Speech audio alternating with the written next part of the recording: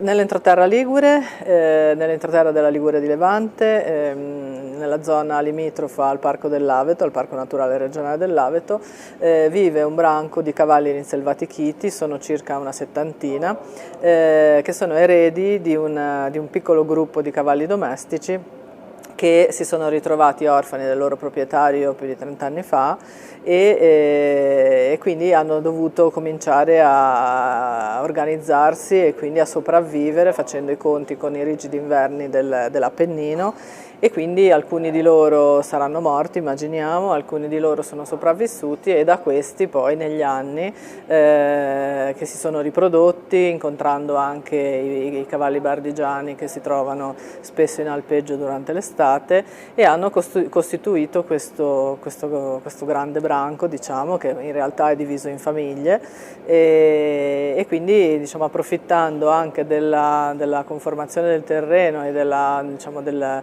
dell'acqua che scorre regolarmente, dei grandi pascoli, hanno avuto modo di arrivare fino qui. E per noi sono molto importanti perché comunque abbiamo avuto modo di studiarli, di approfondire, di vedere la loro socialità, di vedere come sono organizzati, e quindi hanno dimostrato in un tempo relativamente breve la capacità di riadattarsi e di sviluppare le competenze necessarie e indispensabili per poter vivere in natura senza l'accudimento umano. Quindi non sono gli unici cavalli che vivono liberi sulle montagne né in Italia né altrove, però la loro particolarità è il fatto che grazie all'ambiente in cui vivono non hanno bisogno di noi, o meglio, se l'uomo interviene normalmente è solo per fare danno, perché loro trovano tutto l'anno nutrimento, trovano tutto l'anno l'acqua, e hanno trovato anche il modo di approvvigionarsi di vitamine, di minerali eccetera, sfruttando le risorse che la natura gli offre. Infatti mi facevi notare prima, quando eravamo fuori, che hanno trovato anche le zone dove crescono particolari erbe che gli forniscono la vitamina C, eccetera. Che queste zone sono, in queste zone dove c'è tanta vegetazione selvatica, ci sono anche le rose canine. Le rose canine, dopo la fioritura sviluppano queste bacche rosse da cui anche l'uomo tira fuori tisane, eccetera, proprio per le sue proprietà antiossidanti, ricca di vitamina C, e si è visto che loro durante la stagione, prima dell'inverno, le mangiano molto volentieri, quindi evidentemente la natura li ha portati a fare scorta di vitamina C per affrontare l'inverno, e al tempo stesso si è visto che si nutrono anche delle foglie giovani, dei rami giovani dei faggi, che sono ricchi di creosoto, che è una sostanza che poi in pratica per loro funziona da vermifugo naturale. E si è proprio visto che ci sono delle zone dove loro vanno a rotolarsi, comunque dove passano tempo, perché poi chiaramente il cavallo in natura si protegge dagli insetti rotolandosi nel fango oppure nella terra, quindi nulla avviene per caso, e si è visto che proprio vanno a leccare particolari rocce che evidentemente sono ricche di minerali. Questa è una zona molto ricca anche di ferro, e quindi loro hanno trovato il modo, senza che l'uomo possa intervenire in nessuna maniera o sia necessario che l'uomo intervenga, hanno trovato il modo di vivere in equilibrio con la natura e con la loro etologia, con la loro biologia. Quindi... Ma attualmente quanti capi costituiscono il branco? Allora, gli ultimi monitoraggi e gli ultimi censimenti, che poi nel dettaglio se ne occupa Evelina, per cui io io seguo quello che dice lei, però in generale sono tra i 70 e gli 80. Si è visto che 87 sono, 87, quindi vabbè, quindi lei è la naturalista, la scienziata inossidabile. 87 in base alle monitorizzazioni che sono state fatte, quindi potrebbero essere anche un poco di più, un poco di meno, insomma. Mi pare che poi Evelina è lei che se ne occupa, quindi, però annualmente circa si cerca di avere una conta dei cavalli, quindi ce ne saranno alcuni che muoiono, alcuni alcuni che nascono, quindi poi si tratterà poi di ristudiare poi tutta la dinamica delle varie famiglie, come si compongono le femmine, gli stalloni, eccetera. Quindi insomma è tutto un lavoro molto scientifico, quindi i monitoraggi sono fatti su base scientifica, non approssimativi o casuali, quindi per cui comunque hanno una superficie ampissima per muoversi e si è visto che comunque loro, diciamo, sono un po' i custodi dell'ambiente, della biodiversità, proprio perché con la loro presenza contribuiscono a mantenere l'habitat, proprio perché mangiano, muovendosi in continuazione, comunque tengono tagliata l'erba in zone di pascolo che ormai sono praticamente disabitate o se abitate soltanto per poco tempo durante l'anno e da pochi capi, e quindi prevengono il rimboschimento, prevengono gli incendi e danno la possibilità a piccole specie di animali selvatici di sopravvivere, perché diciamo con il loro lavoro di taglio erba comunque permettono diciamo ai piccoli animali comunque di continuare a vivere e mantenere e trovare, diciamo, quello che gli è necessario per vivere a loro volta. Tengono un po' pulito, di conseguenza danno la possibilità anche agli animali, non solamente quelli grandi, poter vivere. Poi mangiano anche delle erbe infestanti che i bovini non mangiano, però questa è la parte di Evelina, per cui preferisco che ne parli lei. Ci diamo dopo a lei, però fammi capire un attimo, com'è che te e Evelina vi siete appassionate a questo progetto? Qual è stata la scintilla scatenante? Perché mi dicevi 30 anni fa questi cavalli sono stati abbandonati a se stessi, voi all'interno degli ultimi 30 anni quando è che entrate in gioco? Circa 10 anni fa? Personalmente sono entrata in gioco nel 2009. Perché diciamo, io ed Evelina siamo legati entrambe dalla passione per la natura e per i cavalli, ma il nostro incontro è, diciamo, tardivo, successivo, e quindi io ho sempre frequentato questa zona a cavallo diciamo, facendo turismo equestre, e per caso mi sono trovata di fronte a un'emergenza, nel senso che sono stati segnalati 2 cavalli uccisi a fucilate, e quindi c'è stata una sommossa più che altro dei sindaci che hanno cominciato diciamo, a prendersela con i cavalli, nonostante che fossero le vittime, però in realtà sembravano diciamo, i carnefici, no? Perché i cavalli davano fastidio, eccetera, e quindi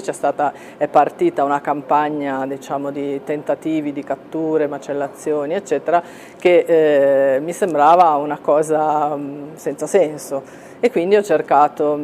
di trovare contatti con la politica locale, con chi potesse aiutarmi a diciamo, trovare una soluzione diversa da quella che potesse essere la deportazione e il macello per questi cavalli. E quindi è stato un caso, però siccome io sono una molto determinata, quando voglio fare una cosa cerco le strade più logiche, diciamo, possibilmente più intelligenti per trovare una via di uscita. Poi mi è capitato di entrare in contatto col Ministero della Salute, all'epoca c'era la task force della tutela animale, per cui loro hanno cominciato a darci, diciamo, un aiuto anche di tipo normativo, spiegando cosa non era possibile fare con dei cavalli di cui non si conosceva la storia sanitaria, e quindi cosa non si può fare, macellarli. E quindi insomma piano piano ho cercato di adoperarmi, grazie anche all'aiuto di alcune persone della politica regionale, per trovare una soluzione che al momento sembrava l'unica alternativa alla macellazione, che era quella di prenderli e darli in adozione. In realtà lì per lì poteva essere l'unica soluzione fattibile, ma i risultati ci hanno dimostrato che non era la strada giusta, e per fortuna i soldi che erano stati destinati per questo tipo di intervento sono finiti rapidamente, perché comunque si è visto che questi cavalli, abituati magari da un decennio a vivere in libertà, ad arrangiarsi e comunque vivere liberi con un'alimentazione da animale libero, una volta in cattività nel giro di poco tempo sono morti di infarto, di colica, eccetera, e quindi si è visto che questa non era la strada. E quindi viaggiando sul web, cercando in realtà molto più grandi della nostra, tipo negli Stati Uniti, cercavo una soluzione che fosse più pacifica e più compatibile con la sopravvivenza di questi cavalli nel loro ambiente, e quindi ho pensato che potesse essere fattibile quello di sviluppare un progetto di horse watching, che l'horse watching inteso come una qualunque attività di biowatching con le balene, con gli uccelli, eccetera, e quindi che questo la stessa cosa potessimo farla con i cavalli. Però chiaramente io faccio il medico, quindi per tanta passione che io possa avere per i cavalli non ho nessuna competenza in merito, e quindi quando mi è capitato di incontrare Evelina ad un corso sempre in ambito equestre, lei era la naturalista ed era proprio la persona che mi mancava per poter cominciare a parlare e a sviluppare questo tipo di progetto. E lei all'inizio era un po' titubante perché comunque da buona scienziata aveva già messo in chiaro che se i cavalli fossero risultati dannosi per l'ambiente lei non sarebbe andata avanti con questo progetto, però in realtà poi studiando e approfondendo e insomma in maniera oggettiva lo studio anche dei cavalli nel loro ambiente eccetera, si è visto che in realtà i cavalli non sono tutt'altro che dannosi, e quindi insomma siamo andati avanti e abbiamo sviluppato questo progetto che si chiama I cavalli selvaggi dell'Aveto Wild Horse Watching, che all'inizio aveva prevalentemente una valenza di tipo turistico, nel senso che volevamo dimostrare che i cavalli potevano essere una risorsa per il territorio e quindi diciamo un'attrazione che potesse portare un indotto alla zona, diciamo, del parco, alla zona dove i cavalli in realtà vivono. E poi piano piano, visto che comunque c'è tanto studio, Evelina ha una grande professionalità, quindi nell'ambito scientifico dell'università eccetera siamo riusciti ad interessare appunto l'università eccetera, studiosi, documentaristi, per cui la cosa diciamo ha preso una dimensione un pochino più scientifica, però continuiamo a organizzare queste escursioni di horse watching sulle tracce dei cavalli selvaggi, proprio per permettere alle persone che sono amanti della natura e dei cavalli di scoprire non soltanto il territorio in cui i cavalli vivono e che Evelina conosce molto bene, ma anche poter studiare la socialità dei cavalli e vedere diciamo, le loro abitudini, capire che cos'è veramente il cavallo, perché la maggior parte di noi diciamo, nella nostra esperienza di equitazione tradizionale abbiamo per lo più avuto a che fare con un cavallo chiuso in scatola, che non è affatto quello che è il cavallo. Invece l'opportunità diciamo, di osservarli in natura nel loro ambiente, con le loro abitudini, anche con l'ausilio dei racconti sia più di tipo diciamo, aneddotico sia di tipo scientifico, diamo la possibilità soprattutto ai giovani che sono il futuro, no, del nostro pianeta, di scoprire che cos'è veramente un cavallo e di conseguenza maturare un atteggiamento e un comportamento differente anche nei confronti del nostro cavallo nella vita domestica, diciamo in cattività, nella nostra vita quotidiana. Molti sono abituati a vederlo in un contesto particolare che è quello della scuderia classica. Diciamo, è come se fosse equiparato un po' al cane, in realtà hanno due nature completamente diverse, i cani e i cavalli, e quindi hanno anche delle esigenze diverse diciamo, che spesso non rispettiamo, a volte anche per inconsapevolezza. Quindi non per cattiveria ma proprio per mancanza di... In effetti vedere dei cavalli allo stato brado o semibrado come potrebbero essere questi. Sì, questi vivono totalmente cioè, nella è loro abbastanza... indipendenza. In Italia non credo che ci siano tanti posti dove puoi fare una cosa del genere, penso che si contino sulle dita delle mani. La Sardegna, che però diciamo pur avendo una storia molto più antica della nostra, ha dei problemi legati all'ambiente, perché ci sono dei periodi di siccità, quindi non hanno acqua, non hanno da mangiare, per cui per potergli permettere di sopravvivere è necessario intervenire portando foraggio, portando acqua eccetera. Ci sono altri cavalli nella zona della Toscana che sono anche loro, perché poi bene o male i cavalli selvaggi, che in realtà poi pare che in natura realmente non esistano, sono comunque tutti frutto di un intervento umano, quindi di un abbandono, di una delocalizzazione, quindi anche i cavalli selvaggi della Namibia vivono in un ambiente terribile dove però sono anche loro riusciti a sopravvivere, però non sono mica originari della Namibia, sono stati portati dai militari durante l'occupazione eccetera tantissimi anni fa e poi abbandonati, quindi quelli che ce l'hanno fatta oggi costituiscono anche per la Namibia un'attrazione turistica, quindi c'è chi si occupa di loro come noi ci occupiamo dei cavalli dell'Aveto, quindi insomma ci sono altre realtà, però la più parte sono cavalli abbandonati, cioè sono sono cavalli, come posso dire, che sono stati lasciati lì e che magari per comodità, per mancanza di fondi, insomma, sono proprio randaggi, ma il cavallo randagio è diverso dal cavallo rinsselvatichito. In cosa è diverso? Fammi capire. Dipende dal tempo, diciamo, dal periodo di permanenza, perché comunque se un cavallo viene lasciato lì dal proprietario al freddo magari muore dopo al primo inverno, oppure in un ambiente in cui non trova da mangiare e se non c'è qualcuno che se ne occupa poi muore. Questi cavalli qui invece sono già diverse generazioni. Questi che sono vivono... 30 anni che Okay. hanno cominciato dei domestici che avranno avuto grandi difficoltà, però chiaramente diciamo, i loro eredi sono nati in natura e non hanno mai avuto Quindi di contatto con quelli ad oggi l'uomo. presenti, che tu sappia, ci sono degli elementi, degli individui che appartengono ai capostipiti o no? Allora, su questo può essere più precisa Evelina, però so che 3 o 4 anni fa avevamo fatto un intervento di soccorso perché c'era una cavalla che era rimasta in un laccio da bracconieri e quindi abbiamo passato una giornata intera a seguirla col veterinario cercando di fermarla e non è stato, anche se viaggiava a 3 gambe, è stata veramente dura riuscirla a fermare, però poi siamo riusciti a metterla in un punto stretto e quindi le abbiamo tolto il laccio. Questa dopo poco tempo poi l'abbiamo rivista col puledro eccetera, però lei era ancora appartenente ai capostipiti ed era facile da riconoscere perché aveva ancora il marchio fatto con l'azoto liquido sul collo, quindi su quella non avevamo dubbi. Gli altri poi piano piano, però Evelina dice che è già un po' che non la vede, quindi può essere che insomma avrebbe i suoi anni e probabilmente non c'è più. Ho capito, quindi dovrebbero essere tutti non, esatto, cioè non rinselvatichiti, ma proprio nati e cresciuti allo stato brado. Ok, e con l'intervento dell'uomo mi hai detto praticamente zero. L'intervento dell'uomo, ripeto, se c'è è soltanto diciamo, per scopi sanitari. È capitato che sia stato necessario fare dei controlli a campione per controllare le varie malattie,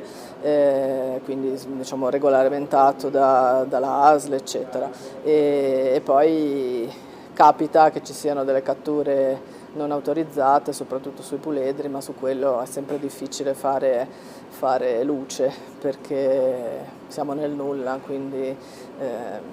chiaro che chi vuole fare questo tipo di attività lo fa abbastanza in maniera indisturbata. Ci è capitato di trovare uno stallone nel recinto del macello e quello grazie a un intervento rapido della ASL e dei NAS siamo riusciti a riportarlo in natura. Contraddistinti? Cioè come fatevate Noi a abbiamo sapere la che... carta d'identità di ogni cavallo e in quel caso è stato possibile identificarlo perché aveva una cicatrice in un posto speciale, particolare che noi conoscevamo e quindi siamo stati in grado di dire che era lui. E quindi una volta messo sotto sequestro l'abbiamo poi caricato e l'abbiamo riportato in natura. Quindi quello Questo che... è stato un approccio diretto. Diciamo che tra le vostre attività c'è anche quella proprio di monitorizzazione, un po' di Certo, come sì, vengono, sì. E sia poi di come vengono diciamo, spese le risorse, sia di come vengono anche no, come gestite un vengono spese po'. le risorse purtroppo non lo possiamo Ah, gestire ok. noi, anche perché noi non riceviamo nessun tipo di contributo, nel senso noi siamo volontari, quindi non abbiamo nessun tipo diciamo, di remunerazione, lo facciamo per passione, diciamo, per spirito, lo facciamo per i cavalli Certo, però mi fondamentalmente. dicevi prima che laddove sono stati spesi questi soldi voi avete potuto comunque Sì, controllare. siamo entrati diciamo, a dire la nostra per quello che Ok. poteva essere E diciamo, questo le scelte più può fare la opportune. differenza in alcuni casi, no? Sì, sì, sì. Se non ci fosse stata la vostra associazione, probabilmente in Probabilmente i certe cavalli avrebbero occasioni... subito nuove, come posso dire, perché poi alla fine è difficilissimo pensare di caricare questi cavalli, portarli via, cioè sono cose molto pericolose sia per gli operatori e sia per i cavalli, perché chiaramente un cavallo cioè non è un cavallo singolo, sono tanti cavalli insieme e riuscire a convincerli ad entrare tutti insieme dentro a un camion non è proprio un'operazione facile, così come non è facile riuscire a condurli, tipo ultimamente che abbiamo dovuto fare dei prelievi, riuscire a condurli dentro ai recinti di cattura che sono stati diciamo, costruiti apposta, ma chiaramente i cavalli si spostano, quindi non è così semplice dire ok, metto il cavallo nel recinto, cioè non è come fare il prelievo, un cavallo in box che uno gli mette la capezza e è tutto fatto, Certo. cioè servono risorse umane competenti, perché chiaramente può diventare anche pericoloso andare a, diciamo, a muovere dei cavalli in maniera, se lo si fa nella maniera sbagliata può diventare pericoloso, e quindi è una cosa, diciamo, impegnativa che noi abbiamo sempre fatto con molta convinzione e con molta passione, e ci piacerebbe arrivare finalmente alla tutela definitiva di questo branco, ben identificato grazie a tutti i monitoraggi che noi stiamo facendo, quindi abbiamo anche delle studentesse dell'università che fanno delle tesi, per cui insomma a volte abbiamo anche la possibilità così di vedere crescere le nostre convinzioni, diciamo anche con la scienza, se vogliamo, Certo. no? Quindi, e quindi sperare che finalmente si arrivi a una definizione del loro status giuridico in modo tale da, insomma, da poterli considerare finalmente tutelati a tutti gli effetti e vivere un po' più tranquilli. Direi proprio di sì. Grazie mille Paola, sei stata Grazie a te. chiarissima. Grazie. Wish I could say I was finally over you, but that's not the truth. Everyone always keep falling in love again. The fuck's wrong with them? I don't understand. Maybe it will pass by, someone save me. For I pass out, I'm too lonely